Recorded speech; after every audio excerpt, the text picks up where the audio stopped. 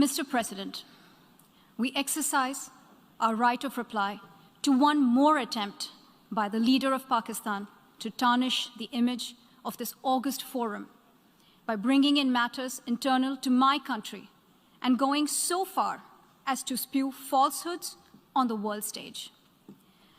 While such statements deserve our collective contempt and sympathy for the mindset of the person who utters falsehood repeatedly, पूरी दुनिया के सामने पाकिस्तान के झूठ को बेनकाब करने वाली स्नेहा 2012 बैच की आईपीएस ऑफिसर है। उन्होंने पहले प्रयास में ही यूपीएससी में सफलता पाई थी।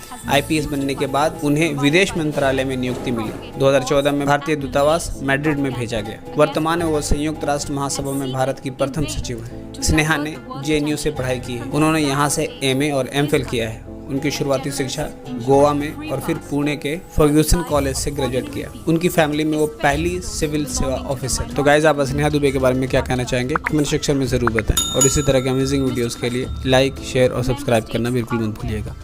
Pakistan has an established history and policy of harboring, aiding and actively supporting terrorists.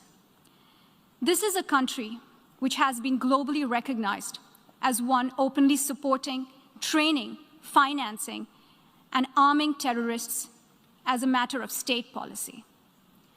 It holds the ignoble record of hosting the largest number of terrorists proscribed by the UN Security Council.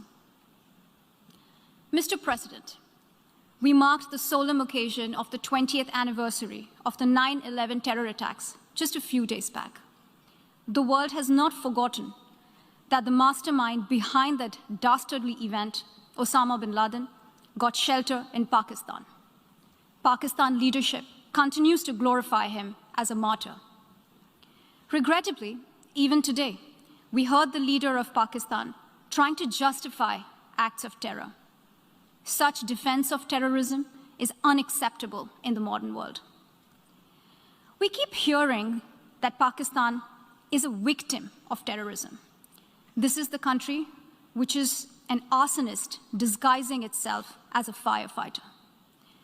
Pakistan nurtures terrorists in their backyard in the hope that they will only harm their neighbors.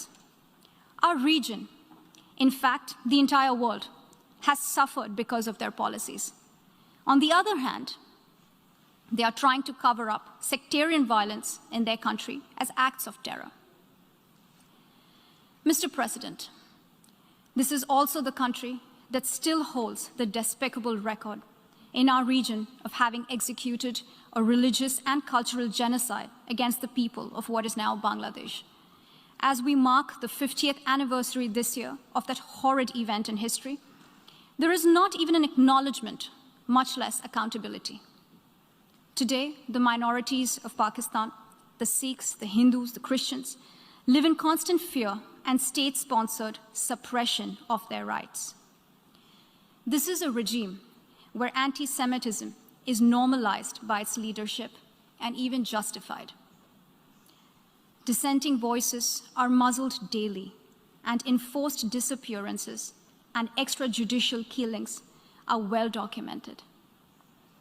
Mr. President, unlike Pakistan, India is a pluralistic democracy with a substantial population of minorities who have gone on to hold highest offices in the country, including as President, Prime Minister, Chief Justices, and Chiefs of Army Staff.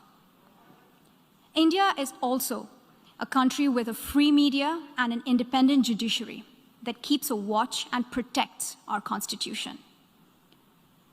Pluralism is a concept which is very difficult to understand for Pakistan, which constitutionally prohibits its minorities from aspiring for high offices of the state.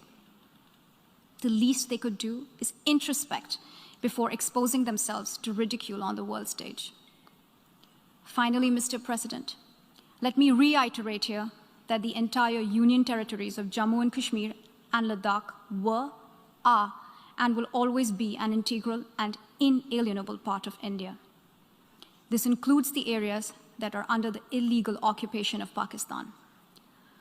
We call upon Pakistan to immediately vacate all areas under its illegal occupation. Mr. President, allow me to be categorical about India's position. We desire normal relations with all our neighbors, including Pakistan.